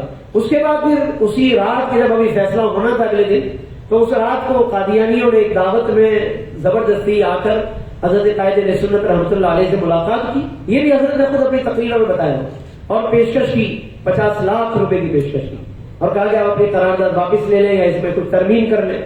تو اس پر حضرت نے فرمایا تھا کہ بہت دیر سے آئے آپ لوگ، کیونکہ ہمارا سودا تو پہلے ہی دربار مصطفیٰ میں ہو چکا ہے۔ یہ بھی تاریخی، میں بس صرف شارٹ چل رہا ہوں، تاریخی باتیں حضرت کی، یہ وہ تاریخ ہے ہماری کہ ہم واقعی اگر کبھی تنہائی میں بیٹھ کر سوچیں، ابھی تو صرف ایک جملہ لگ رہا ہے، لیکن آپ سوچیں کہ حضرت علامہ نورانی رحمۃ اللہ علیہ کو اللہ نے کیا وہ اعتماد عطا فرمایا، اور کیا وہ مقام پر، کس مقام پر فائز تھے کہ وہ کس دیدہ دلیری کے ساتھ اس تحریک کی قیادت فرما رہے تھے، اور آپ نے اس پورے منظر نامے کو یوں سمجھ لیجیے کہ تبدیل کر کے رکھ دی۔ کیونکہ یہ میں اس لیے بات عرض کر رہا ہوں، یہ اتنی اہم بات ہے کہ حضرت قائد اہل سنت کے دل میں اللہ نے ہر قسم کا خوف دور کر دیا، کیونکہ جس دن یہ فیصلہ ہونا تھا اس سے ایک رات اور ایک دن پہلے ہر طرف سیکورٹی ملک میں اور خاص طور پر وہاں اسمبلی کے ارد گرد اتنی بڑھا دی گئی تھی، اتنی جناب سیکورٹی، فوج بھی تو فلاں بھی، ہر طرف ہائی الرٹ کر دیا گیا تھا کہ جیسے لگ رہا تھا کہ کوئی جنگ ہونے والی ہے کوئی وقت۔ حضرت قبلہ قائد اہل سنت رحمۃ اللہ علیہ نے پورا منظر نامہ بتایا کہ ایسا لگ رہا تھا جیسے کہ پتہ نہیں کیا ہونے والا، اور ایسا لگ رہا تھا جیسے کوئی جنگ ہونے جا رہی ہے، یا جیسے یہ تاثر دیا جا رہا تھا کہ حکومت جو ہے اس فیصلے میں ہمارے موقف کے خلاف جانے والی ہے، ایسا کوئی تاثر۔ تو خوف کا ایک عالم مسلط کیا جا رہا تھا کہ بہت خوفناک حالات ہونے جا رہے ہیں، تاکہ لوگ دباؤ میں آ کر اس معاملے میں پیچھے ہو جائیں یا قرارداد واپس لے لیں کہ نہیں یہ تو بڑی خانہ جنگی ہو جائے گی، بڑا فساد ہو جائے گا، فلانا ہو جائے گا۔ اور حضرت کو یہ کہا بھی گیا، ذوالفقار علی بھٹو نے بھی شروع میں کہا کہ مولانا یہ تو آپ کی مسجد اور مدرسے کے جھگڑے ہیں کہ قادیانی کافر ہے کہ نہیں ہے، فلانا مسلمان ہے کہ نہیں ہے، یہ کہاں آپ نے قومی اسمبلی میں لا کر مجھے بھی آپ نے اس میں بیچ میں ڈال دیا ہے، تو آپ کم از کم یہ مسجد اور مدرسوں کے جھگڑے۔ حضرت نے فرمایا کہ بھٹو صاحب مسجد اور مدرسے تو فیصلہ کر چکے، اب اسمبلی کی باری ہے، ورنہ مسجد والے تو پہلے ہی فیصلہ سنا چکے قادیانیوں کے بارے میں، مدرسے والے بھی فارغ ہو چکے ہیں فیصلہ کر کے، اور اب آپ لوگوں کی باری، اب آپ لوگوں کے ایمان کا امتحان ہے۔ اور حضرت رحمۃ اللہ علیہ نے یہ بھی فرمایا، ایک موقع پر بھٹو صاحب سے کہا کہ انہوں نے کہا کہ بھائی اس پر کافر قرار دینے کی اور اس پر اتنا بڑا مقدمہ اور کیس اور یہ سب کرنے کی کیا ضرورت، قانونی کارروائی کرنے کی کیا ضرورت؟ حضرت نے فرمایا کہ یہ بتائیے کہ اس وقت وزیر اعظم کون ہے؟ کہا میں ہوں. کہا اگر کوئی ایک بندہ اور کھڑا ہو جائے گا میں بھی وزیر اعظم ہوں پھر کیا ہوگا؟ کہا وہ تو غدار ہے. فرمایا کہ اچھا تو آپ کے مقابلے میں کوئی کھڑا ہو جائے تو غدار، اور رسول اللہ کے مقابلے میں ایک نبی کھڑا ہو جائے فرمایا کہ اس کو پھر کیسا غدار ہونا چاہیے؟ حضرت رحمۃ اللہ علیہ اس طرح لاجیکل انداز میں ان لوگوں کو اس پر قائل کیا اور بتایا کہ یہ تمہاری بھی ذمہ داری ہے کہ اس پر دستخط کرو. خان عبد الولی خان جو تھے اس وقت کمیونسٹ پارٹی کے، تو حضرت فرماتے ہیں کہ سب سے زیادہ مجھے اسی طرف سے خطرہ تھا کہ شاید کہ یہ سائن نہ کرے گئے بھائی ہمارا مسئلہ نہیں ہے آپ لوگ لڑیں اس کو. ٹھیک ہے، حضرت فرماتے ہیں کہ جب میں ان کے چیمبر میں لے کر گیا قرارداد کو کہ اس پر بھی ذرا آپ بھی سائن کر دیں، تو خان عبد الولی خان نے حیرت انگیز طور پر کہا کہ بتائیے کہاں سائن کرنے ہیں؟ حضرت نے فرمایا بھائی پڑھ تو لیجیے آپ قرار. فرمایا نہیں آپ نے لکھا ہے تو صحیح لکھا ہوگا. اتنا بھروسہ علامہ نورانی پر، اتنا اعتماد اللہ پر. یعنی یہ وہی بات کہ رسول اللہ کا یہ معجزہ تھا کہ اللہ نے لوگوں کے دل بھی مسخر فرما دیے. یہ ایک ہونا تھا، یہ فیصلہ ایک تاریخ بننی تھی ہماری کہ تاکہ ایک دفعہ یہ قانونی طور پر بات مضبوط ہو جائے تاکہ بعد میں آنے والوں کے لیے پھر ان مجاہدین کے لیے پھر آسانیاں ہوتی رہیں. اب بعد میں آنے والی آپ دیکھیے کہ تحریکوں میں اللہ نے پھر بڑی آسانیاں پیدا فرمائی. اب بعد میں آنے والوں میں مختلف قسم کی، مثال کے طور پر کوئی کسی کو منسٹر لگا دیتا ہے قادیانی کو، فائنانس کا منسٹر لگا دیتا ہے، کوئی کسی قادیانی کو لے آتا ہے، اس پر احتجاج کرنا پڑتا ہے. یا اور کوئی جناب کسی ترمیم کے اندر کوئی قادیانیت نوازی کا کوئی اظہار کرتا ہے تو اس پر آپ کو کوئی پروٹیسٹ کرنا پڑتا ہے. چھیڑ چھاڑ ہے وہ ہوتی نہیں، لیکن قانون کا جہاں تک تحفظ ہے یا قانون کی تشکیل ہے، آئین سازی ہے اور قانون سازی ہے، وہ اتنا بڑا کام اللہ رب العالمین نے 1953 کی تحریک سے لے کر 1974 تک ان اکابرین سے اللہ نے لے لیا. اور اب اس کے بعد جتنے بھی پھر اس کے مجاہدین ہیں، شہداء ہیں، چاہے پھر وہ حضرت غازی ممتاز قادری رحمۃ اللہ تعالیٰ علیہ ہو، حضرت قبلہ حافظ خادم حسین نجوی صاحب رحمۃ اللہ تعالیٰ علیہ ہو، یا اور دیگر بہت سے کتابیں لکھنے والے ہمارے مجاہدین ہیں، ہمارے بہت سے دوست ہیں جنہوں نے ختم نبوت پر قلمی جہاد کیا ہے، یا اور دیگر بہت سے ایسے لوگ ہیں.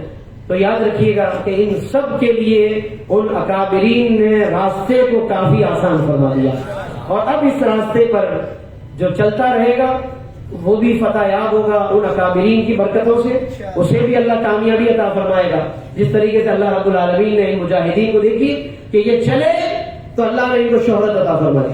آج بھی ہم سب کو یہی دعوت دیتے ہیں کہ آپ بھی اسی طرح سے ان بزرگوں کے مشن کو اٹھا لیجیے. خاموش رہنے کے بجائے صرف قائد بن کر خاموش رہ کر یہ کوئی زندگی نہیں کہ آپ کسی پارٹی کے لیڈر ہیں، آپ کسی پارٹی کے لیڈر ہیں، آپ کسی پارٹی کے قائد ہیں، مگر ختم نبوت کے معاملے میں آپ کا کوئی کردار نہیں ہے، کوئی رول نہیں ہے، نہ کوئی اس کے لیے احتجاج ہے، نہ کوئی آواز ہے، نہ کوئی بیان تک نہیں ہے، کوئی اس کے لیے مؤثر آواز نہیں ہے آپ کی. تو یاد رکھیے کہ پھر گوشۂ گمنامی کے اندر چلے جائیں گے اور تاریخ کے ملبے تلے دب جائیں گے اور کہیں سے کسی قسم کا کوئی نام و نشان نہیں رہے گا. اس لیے ہمیں رسول اللہ صلی اللہ علیہ وسلم کی عزت و ناموس کے حوالے سے بالکل کھلے لفظوں میں بات کرنی چاہیے، اور اس بات کرنے کے اندر ان بزرگوں کے مشن کو تازہ کرنا ہے، ان بزرگوں کے مشن کی حفاظت کرنا ہے، اور یہ آج کے اس دور میں بہت ضروری ہے. یہاں پر ایک بات حضرت قائد سنت رحمۃ اللہ تعالی علیہ کی والدہ کے حوالے سے، والد اور والدہ کے دونوں صدیقی ہیں، علامہ نورانی ان کے ذریعے صدیقی ہیں، نجیب الطرفین. والد نے بھی ختم نبوت کے لیے بڑا کردار ادا کیا. علامہ شاہ نورانی رحمۃ اللہ علیہ کے والد مبلغ اسلام حضرت شاہ محمد عبد العلیم صدیق رحمۃ اللہ علیہ نے وہ باقاعدہ قادیانیوں کی سازشوں کو بے نقاب کیا، انگریزی میں کتاب لکھی دی مرر کے نام سے، اور وہ باقاعدہ انگریزی میں مختلف جگہوں پر آپ نے پھیلایا اس کو. حضرت قائد سنت نے بھی اس کو مختلف ملکوں میں عام کیا، اور قادیانیت نے جہاں جہاں اپنے پنجے گاڑنے کی کوشش کی تو علامہ شاہ نورانی رحمۃ اللہ علیہ نے اپنے والد کے اس کام کے ذریعے سے اس قادیانیت کی سازشوں کو بے نقاب کیا. تو ایک تو والد کے بڑے کارنامے ہیں کیونکہ وہ خلیفہ اعلیٰ حضرت بھی ہیں، اعلیٰ حضرت رحمۃ اللہ تعالی علیہ بھی ان کے مختلف کاموں اور کارناموں سے باخبر بھی تھے. اسی لیے حضرت شاہ عبد العلیم کو اعلیٰ حضرت رحمۃ اللہ علیہ بیرونی ذمہ داریاں عطا فرمایا کرتے تھے کیونکہ مبلغ اسلام تھے اور دیگر زبانوں کو بھی جانتے تھے. تو باقاعدہ اعلیٰ حضرت رحمۃ اللہ تعالی علیہ اس بات کی بڑی قدر فرمایا کرتے تھے. اچھا، دوسری طرف ایک بڑی اہم بات یہ ہے علامہ شاہ نورانی رحمۃ اللہ تعالی علیہ کی والدہ کے حوالے سے، جب حضرت رحمۃ اللہ علیہ قرارداد منظور کروا کر اور دیگر مکاتب فکر کے بھی اس میں کچھ علماء شامل تھے، کچھ نے دستخط کرنے میں پسوپیش بھی کی ہے، وہ بھی ایک تاریخ کا حصہ ہے، کچھ نے دستخط کیے کچھ نے نہیں کیے، بہرحال اس بحث میں جائے بغیر جب حضرت واپس آئے ہیں تو وہ اس وقت کا جو منظر تھا، حضرت قائد علیہ سنت رحمۃ اللہ تعالی علیہ کی والدہ ماجدہ بھی باقاعدہ جو ہے اسٹیشن پر استقبال کے لیے تشریف لائیں، کیونکہ ایک بہت بڑا کارنامہ تھا جو علامہ شاہ احمد نورانی رحمۃ اللہ تعالی علیہ نے انجام دیا، اور آپ اس طریقے سے یہاں پر جب تشریف لائے تو اس وقت وہاں پر آپ کی والدہ نے ایک جملہ تاریخی طور پر ارشاد فرمایا تھا کہ بیٹا اسی دن کے لیے میں نے آپ کو جنا تھا۔ یہ وہ تاریخی جملہ ہے کہ جو سمجھ لیجئے کہ یہ ماؤں کے لیے رہنما جملہ ہے، ماؤں کے لیے رہنما جملہ ہے۔ میں اس کے کچھ الفاظ آپ کو بیان کر دیتا ہوں کہ فرماتے ہیں کہ جب حضرت رحمۃ اللہ تعالی علیہ کی والدہ مکمل شرعی پردے میں ریلوے اسٹیشن پر اپنے بیٹے کے استقبال کے تشریف لائیں، علامہ نورانی نے والدہ محترمہ کو دیکھا تو حسب معمول ان کے قدموں کا بوسہ لیا، اور اس موقع پر آپ کی والدہ نے جو الفاظ ارشاد فرمائے وہ قرون اولیٰ کی ماؤں کی یاد دلاتے ہیں۔ ماں نے فرمایا بیٹا میں نے تجھے اسی مقصد کے لیے پالا تھا، آج تم نے نبی کریم کے دشمن قادیانی کو قانونی طور پر کافر قرار دلوایا، تم نے اپنے والد کے مشن کو پورا کر دیا اور میں تم سے بہت خوش ہوں۔ تو یہ حضرت رحمۃ اللہ تعالی علیہ کی والدہ کے وہ الفاظ تھے کہ جو یقیناً آپ کے لیے قیامت کے دن میں انشاءاللہ ایک سہارا ہے۔ اور حضرت رحمۃ اللہ علیہ نے ایک اور بڑی اہم بات ارشاد فرمائی ایک تقریر میں، اور روزنامہ نوائے وقت 1974 میں یہ بات چھپی ہے، اس کے اندر ہے کہ علامہ نورانی اس تاریخ فیصلے کے اثرات کیا ہوئے اس کے بارے میں فرماتے ہیں، کیونکہ لوگوں نے تو یہ شور مچایا کہ ملک میں لڑائی ہو جائے گی، خانہ جنگی ہو جائے گی اور یہ اور وہ۔ حضرت فرماتے ہیں کہ پارلیمنٹ نے قادیانیوں کے بارے میں جو فیصلہ کیا ہے اس فیصلے کے بعد 50,000 قادیانیوں نے اسلام قبول کیا ہے، 50,000 قادیانیوں نے اسلام قبول کیا ہے۔ اگر اس فیصلے کی اور اچھے طریقے سے تشہیر کی جاتی، حضرت فرماتے کہ باقی قادیانی بھی بہت سے اسلام قبول کر لیا، یعنی ایک بڑا اس کا اثر بھی ہوا۔ اللہ رب العالمین نے اس کی بہت سے جنہیں توفیق ملنی تھی بہرحال انہیں توفیق مل گئی۔ تو حضرت قائد علیہ سنت رحمۃ اللہ تعالی علیہ کی اس حوالے سے بہت بڑی جد و جہد ہے، بڑا تاریخی کارنامہ ہے، اور میں سمجھتا ہوں کہ ایک ایسا کارنامہ کہ جس نے پچھلے بزرگوں کی جو خدمات تھی ان کو بھی جمع کر دیا، یعنی 53 کی جو تحریک تھی 1953 کی، ان قربانیوں کو بھی نتیجہ خیز بنا دی، کیونکہ اس میں چند مطالبے تھے 53 کے اندر۔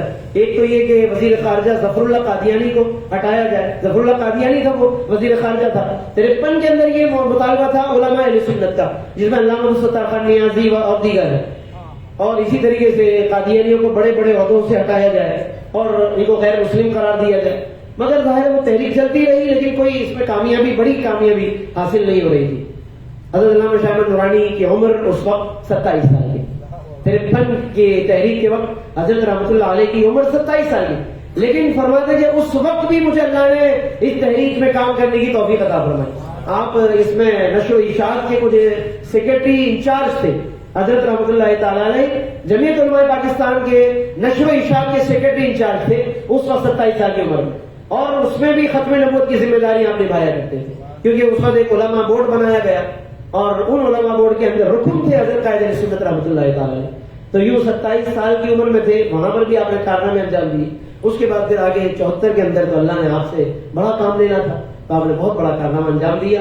تو یوں والد اور والدہ دونوں کے ساتھ جو آپ کا تعلق تھا آپ نے، اور ان کے وساطت سے جو حضرت صدیق اکبر رضی اللہ عنہ سے تعلق تھا اس کو آپ نے نبھایا، اور ہر طرف آپ نے یوں سمجھ لیں کہ اس کے علاوہ جو حضرت جلسے کیے اس قرارداد سے پہلے یوں سمجھ لیں کہ ملک کے طول و عرض میں حضرت نے دورے کی، جگہ جگہ جا کر یوں سمجھ لیں کہ لوگوں میں ولولہ پیدا کیا۔ ختم آج تو پھر سوشل میڈیا کا دور، آج آپ کوئی تقریر کرتے ہیں، میں یہاں تقریر کر رہا ہوں، کئی جگہ سنی جا رہی ہے فیس بک کے ذریعے، اور کئی جگہ اس کو شیئر کر لیں گے تو اور بڑھ جائے گی۔ آج کے دور میں پھر یہ تقریریں پھیلا دینا ملک میں آسان ہے، لیکن علامہ نورانی 1974 کے اندر جس طرح ختم نبوت کی تحریک کو آپ نے برپا کیا اور پورے ملک کے اندر اس کے لیے زبانوں پر آپ نے وہ یوں سمجھ لیں کہ تاجدار ختم نبوت کے نعرے آپ نے زبان پہ جاری کروائے، بغیر کسی سوشل میڈیا کے، بغیر کسی میڈیا کے اور بغیر کسی مہم کے، حضرت رحمۃ اللہ علیہ بس اپنے جناب لوگوں کے ساتھ نکل جاتے تھے اور مختلف جگہوں پر آپ نے دورے کیے ہیں اور بھرپور آپ نے کارنامے انجام دیے ہیں، خدمات انجام دی۔ تو ضرورت اس بات کی ہے حضرت رحمۃ اللہ تعالی علیہ کی ان خدمات کو صرف خراج تحسین نہ پیش کیا جائے ایک محفل کر کے یا ایک جلسہ کر کے، بلکہ مستقل بنیادوں پر حضرت رحمۃ اللہ تعالی علیہ کی قربانیوں کو جس قدر ہو سکے ہم اس کو یاد بھی رکھیں اور اس کے لیے جد و جہد بھی کریں، ہم بھی آگے بڑھ چڑھ کر حصہ لیں اور حضرت رحمۃ اللہ تعالی علیہ کی ان کارناموں کو نسلوں تک پہنچائیں. خاص طور پر یہ میرے پاس جو کتاب ہے اس وقت، یہ بہت اچھے رائٹر ہیں ہمارے جمیعت علماء پاکستان کے مصنفین میں سے کہیے ان کو ارباب قلم ہے، یہ محمد احمد طرازی ماشاء اللہ بہت اچھے رائٹر ہیں، بہت اچھا لکھتے ہیں. ان کی کتابیں تحریک تحفظ ختم نبوت سیدنا صدیق اکبر سے علامہ شاہ احمد نورانی تک. تو یہ انہوں نے پورا بہترین منظرنامہ بیان کیا ہے کہ کس طرح یہ تحریک چلی، کیسے کس سن میں کیا ہوا، پورا بھرپور طریقے سے آپ نے تمام دلائل کے ساتھ، حوالوں کے ساتھ، ریفرنسز کے ساتھ ایک ایک چیز آپ نے بیان فرمائی ہے.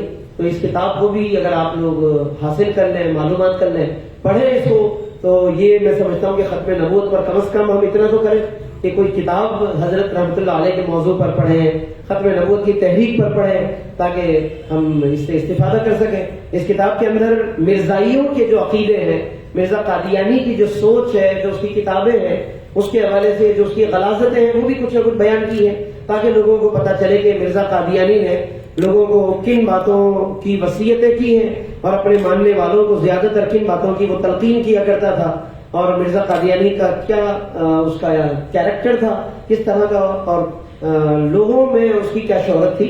یہ سب باتیں انہوں نے دلائل کے ساتھ بیان کی. خاص طور پر یہ جو ایک شروع میں نے بات کہی وہ بات رہ گئی کہ یہ موضوع اتنا اہم کیوں ہے، آخر اس پر بار بار چھیڑ چھاڑ بھی کرنے والے کیوں کرتے ہیں، کیوں یہ نیا نبی لانا چاہتے ہیں، مرزا قادیانی پر اتنی انویسٹمنٹ کیوں، قادیانیوں پر اتنی باہر سے سپورٹ اور یہ ساری چیزیں کیوں ہیں، دباؤ کیوں آتا حکومتوں پر اسرائیل سے یا کہیں سے. یہ ساری بات وجہ اس کی یہ ہے کہ اگر ختم نبوت کو مان لیتے ہیں رسول پاک صلی اللہ علیہ وسلم پر کہ حضور آخری نبی، تو اس کا مطلب یہ ہے کہ حضور علیہ السلام وہ نبی ہیں کہ جن کے ناموں میں ایک نام ہے نبی الملحمہ، یعنی جہاد والے نبی. اب جہاد ان کو کھٹکتا ہے کیونکہ جہاد کبھی بھی مسلمانوں کو ایک قوت بنا کر ہمارے خلاف کھڑا کر دے گا، یہودیت کے خلاف، عیسائیت کے خلاف، کبھی بھی ان کو ایک قوت بنا دے گا. اب جہاد کو کوئی اور تو ختم کر نہیں سکتا کیونکہ نبی پر نبوت کا دروازہ بند ہو گیا، کوئی اور نبی تو آئے گا نہیں. تو جہاد کو ختم کرنے کے لیے ایک نبی ہی ہونا چاہیے. اب آئے گا نہیں تو کیا کریں، کہا جی نیا لے کر آ جاؤ. تو اب یہ نیا باقاعدہ لانچ کرنا چاہتے ہیں، ڈاؤن لوڈ کرنا چاہتے ہیں. ڈاؤن لوڈنگ نبی ہونا چاہیے تاکہ وہ کہے کہ میں نبی ہوں، اور جو پچھلے نبی نے جو کچھ کہا وہ سب ایک طرف، اور اب تم لوگوں پر جہاد کو ممنوع کر دیا گیا ہے اور جہاد کو، یہ سب مرزا قادیانی نے کہا ہے. اب میں آپ کو وہی بات بتانے لگا جو اس کتاب میں بڑی اہم باتیں لکھی گئی ہے. الفضل قادیان کا ایک اخبار تھا، 1915 کی بات ہے یہ. الفضل قادیان یعنی اخبار کا قادیان کا، وہاں کے اخبار کی ایک عبارت میں سنا. وہ کہتا ہے مرزا قادیانی اپنے لوگوں کو کہتا ہے کہ انگریزوں کی ایک تو وفاداری بہت ضروری ہے اور جہاد سے کنارہ کرنا ضروری ہے. یہ دو باتیں. کہتا ہے کہ در حقیقت انگریز حکومت ہمارے لیے جنت ہے. احمدیہ فرقہ اس کی سرپرستی میں مسلسل ترقی کر رہا ہے. اگر تم اس جنت کو کچھ عرصے کے لیے الگ کر دو تو تمہیں معلوم ہو جائے گا کہ تمہارے سروں پر تیوں کی کیسی بارش ہوگی. یعنی مسلمان کیا کریں گے اگر انگریز ہٹ جائے گی. ہم اس حکومت کے کیوں نہ مشہور ہوں جس کے ساتھ ہمارے مفادات مشترک ہیں. انگریزوں کی بربادی کا مطلب ہماری بربادی ہے. قادیانی کہہ رہے ہیں انگریزوں کی بربادی کا مطلب ہماری بربادی، اور ان کی ترقی سے ہمارے مقصد کی ترقی میں مدد ملتی ہے. اس لیے جب اس حکومت کا دائرہ اثر وسیع ہوتا ہے ہمارے لیے اپنی دعوت کی تبلیغ کا ایک نیا میدان بن جاتا ہے. یہ مرزا قادیانی کہہ رہا ہے. مزید ایک اور سنیے آپ. مزید کہتے ہیں جیسے جیسے میرے مرید بڑھیں گے ویسے ویسے مسئلہ جہاد کے ماننے والے کم ہوتے جائیں گے. یہ ہے اصل وہ فلسفہ نبی لانے کا. جیسے جیسے میرے مرید بڑھیں گے ویسے ویسے مسئلہ جہاد کے معتقد کم ہوتے جائیں گے کیونکہ مجھے مسیح و مہدی مان لینا ہی مسئلہ جہاد کا انکار ہے. پھر اس کے بعد کہتا ہے میرے 5 اصول ہیں.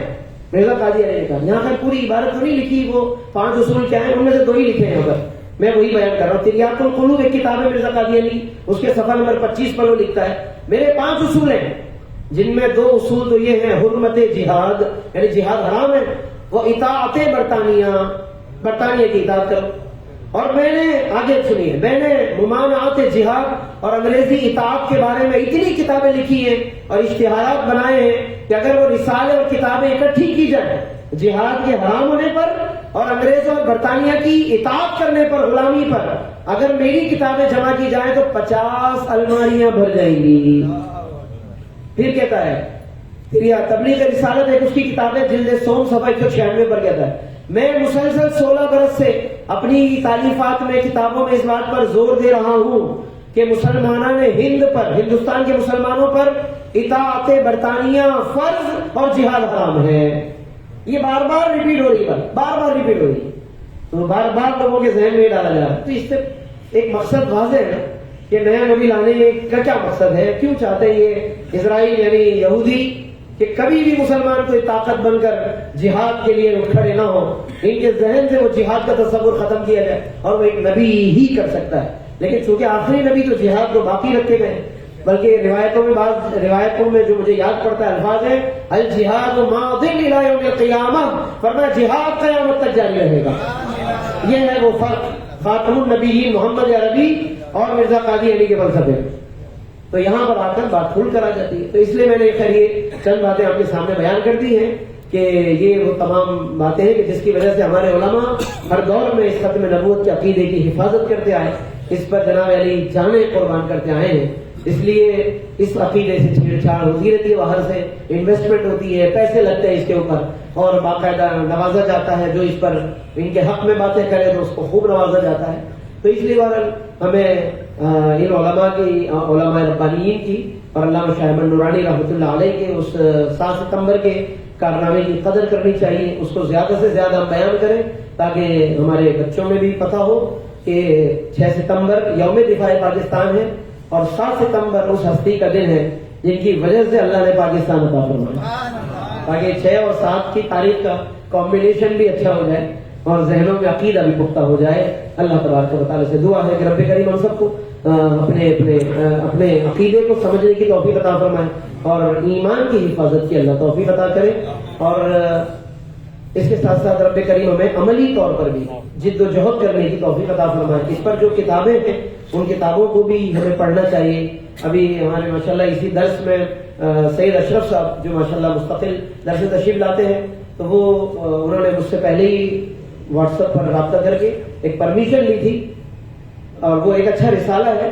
پرمیشن کا لفظ تو میرے ویسے ہی جب انہوں نے استعمال کیا تو اس لیے میں نے کہہ دیا، ورنہ ماشاءاللہ بہت معزز آدمی ہے. تو عقیدہ ختم نبوت اور 7 ستمبر 1974 اس کا ایک رسالہ ہے. یہ کچھ رسالے شاید حضرت لائے ہیں تقسیم کے لیے، چند رسالے ہیں، وہ شاید 15-20 رسالے ہیں وہ علماء کے لیے. بہرحال اچھا رسالہ ہے، آپ معلومات بھی کر سکتے ہیں ان سے مزید.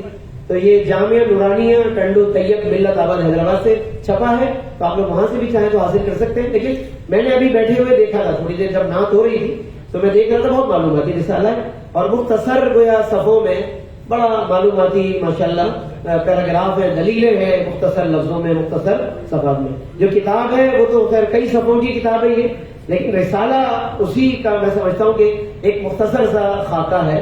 تو اس کو بھی کم از کم مختصر وقت میں ہم یہ پڑھ سکتے ہیں تاکہ کچھ ہم اس میں یادگار بنا سکے 7 ستمبر. ایک تو وہ ڈسکاؤنٹ کا طریقہ ہے، وہ بھی بہت اچھی بات ہے. جو ہمارے تاجر حضرات اور جو بھی دکاندار حضرات 7 ستمبر کی یاد میں ڈسکاؤنٹ کا اعلان کرتے ہیں، ماشاءاللہ مبارکباد کے مستحق ہیں.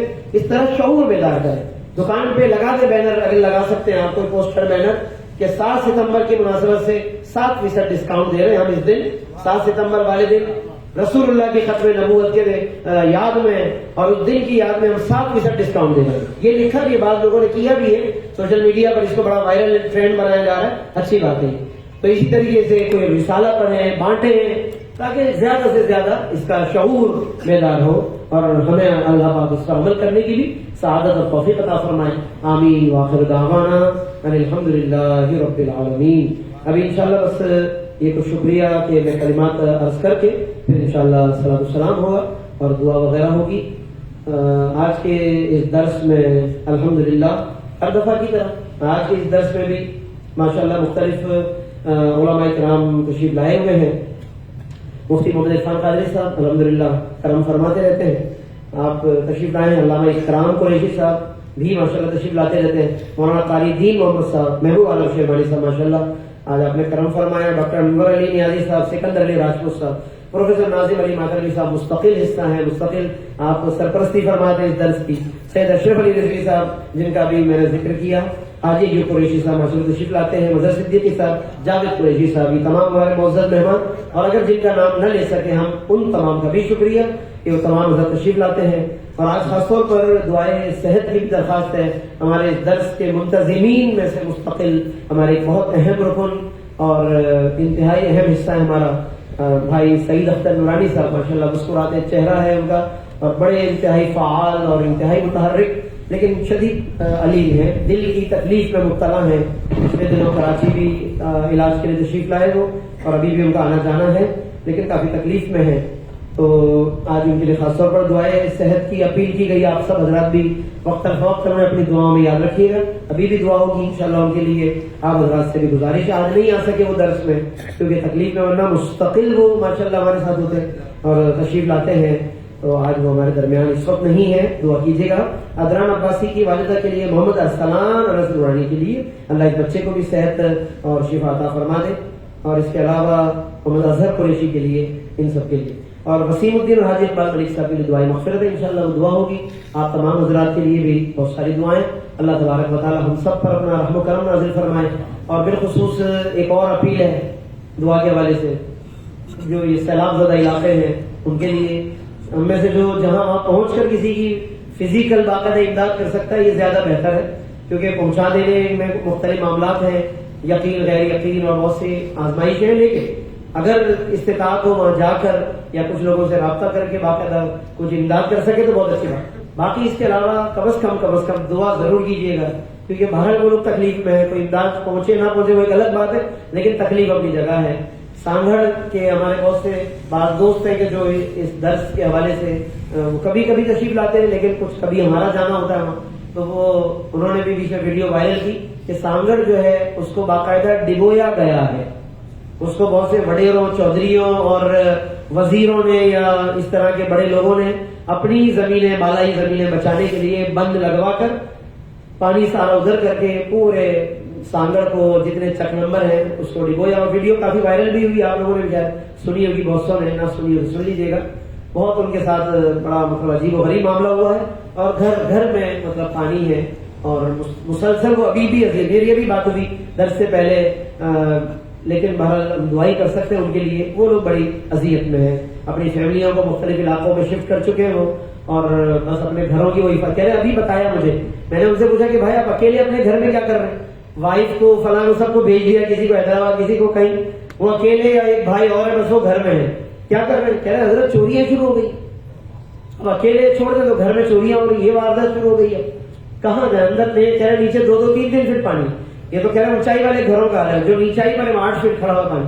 اور ابھی کہہ رہے ہمارے نچلی منزل میں 2 سے 3 فٹ کھڑا ہے، ہم اوپر والی منزل پہ، اور اکیلے 2 مرد حضرات مستقل کئی دنوں سے اندر گویا کہ بند ہیں، قید ہیں، اور چوریاں ہو رہی، گھروں میں وارداتیں ہو رہی، ہر طرف سے تکلیف اور آزمائش ہے اس وقت. تو بہت دعا کا لمحہ ہے یہ. ہم سب کو بھی اللہ سے استغفار کرنا چاہیے. نہیں معلوم کب کس پر کیا آزمائش آ جائے، ہمیں اللہ کی طرف سچے دل سے رجوع کرنا چاہیے. بہت ہم یہ سب ہم پر ہی ہے، ہمارے بھائیوں پر ہے تو ہم پر ہے. یہ سب تکلیف میں ہیں، ہم سب کو ہم سب ان تمام سب کو دعاؤں میں یاد رکھیں، کیونکہ وہاں جب یہ فصلیں تباہ ہوتی ہیں تو مہنگائی تو پھر پورے پاکستان میں آتی ہے. جب سارا اناج، سارا غلہ تباہ ہوگا تو مہنگائی سبھی برداشت کریں گے. تو یوں تکلیف کے اندر سبھی مبتلا ہیں. تو اس لیے سب کو دعاؤں میں بھی یاد رکھیں. امداد کر سکتے ہیں تو وہ کریں. حکمرانوں کو بھی اللہ پاک امداد کرنے کی، امدادیں وصول کرنے سے زیادہ امدادیں پہنچانے کی اللہ انہیں توفیق عطا فرمائے. آمین. کیونکہ وصول زیادہ ہوتی ہیں، پہنچتی کتنی ہے یہ اللہ ہی جانتا ہے. اللہ پاک رحم فرمائے، کرم فرما دے. آمین. وآخر دعوانا الحمدللہ رب العالمین. صلاۃ والسلام.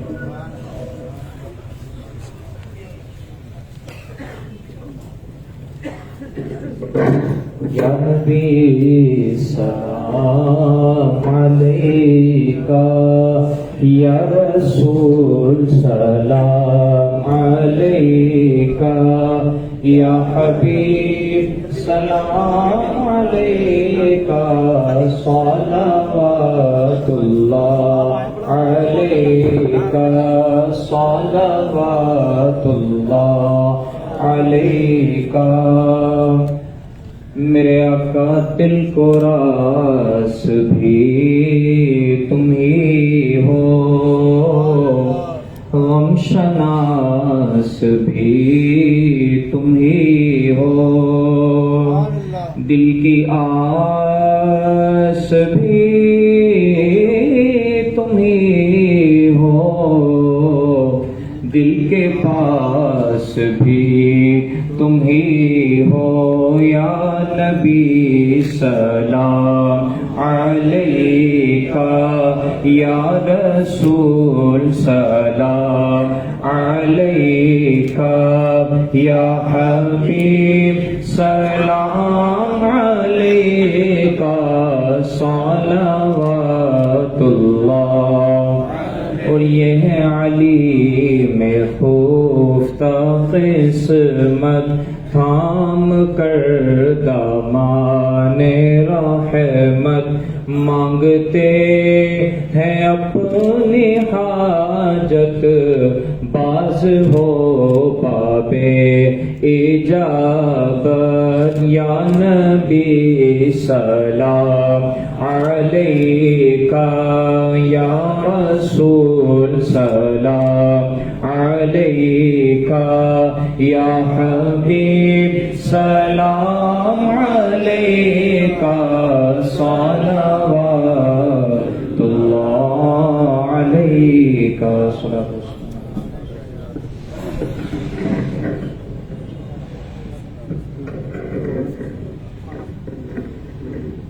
الحمد لله رب العالمين والصلاة والسلام على سيد المرسلين ربنا تقبل منا إنك أنت السميع العليم وتب علينا إنك أنت التواب الرحيم۔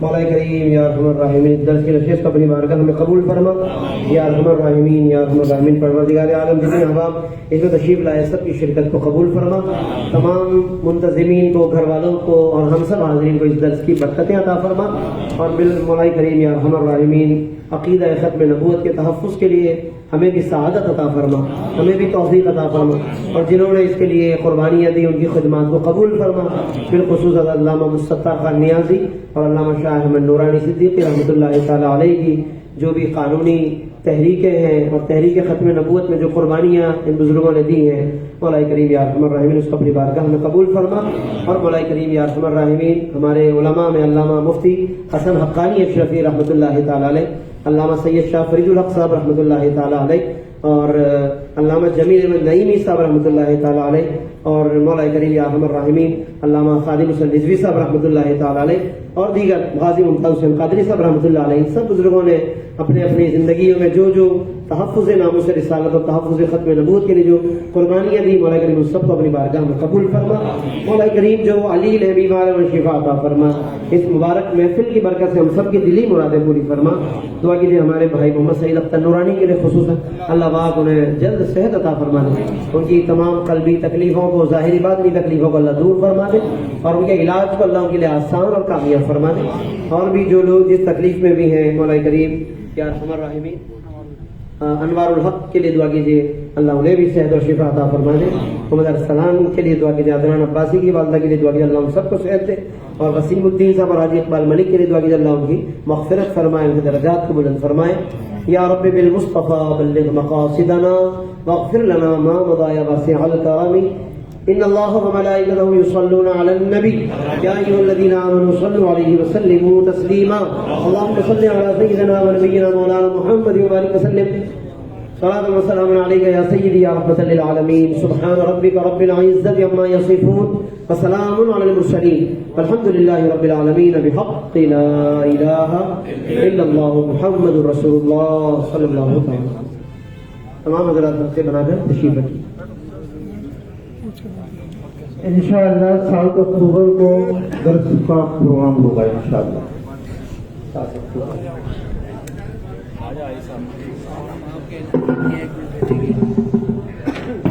بند کر دو، مہربانی۔